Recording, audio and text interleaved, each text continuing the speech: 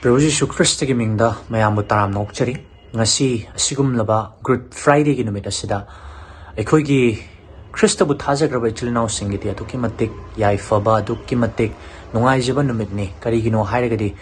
Prabhuna ekhoi gi damakta wa khangba lakpiram makanda ekhoi gi pap khuding ma khandokpiram labak matamda ngasi gi numit ase ekhoina Good Friday haina ekhoina celebrate tawjabani Good Friday na lakpada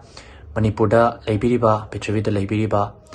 Kuding magta Pravuji Krista ki apababa pau mayami mafamda pudana lakchari amadi hojik Manipurda leiriba tangdu leitadana leiriba phema masi Prabhuna laklaga ekhoi gi pap kuding mag pukiba adugumna Santi halakpa tangdu leitaba halakpa phattaba loina chatkiduna afaba ngakto oirakpa adugumlaba Good Friday ama oiminarasanu haiduna ai mayamda yaifa pauzat bizari Tuesday kun yeng twagadi verse 8 again Thaujana nakoi bu thajabagi mapana kanbire masi nakoi nasa makta dagi nate masi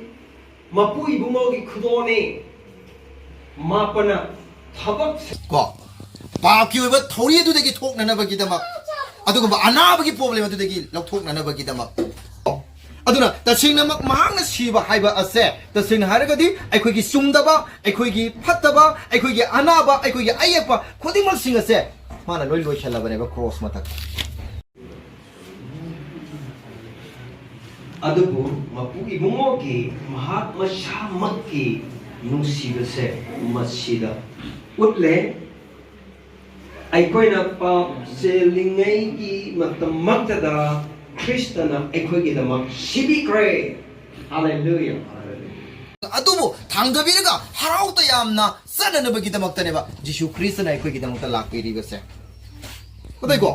aduna tasingna mak mahangna siba haiba ase tasingna haragadi ekhoi gi sumdaba ekhoi gi phattaba ekhoi gi anaba ekhoi gi ayapa khodimal sing ase mana loi loi khala bane ba cross matak adubu mapugi bungogi mahatma shamakki nungsibase masida utle aikoina pa selingai gi matamaktada Kristana ekhoi dama sibikre hallelujah masida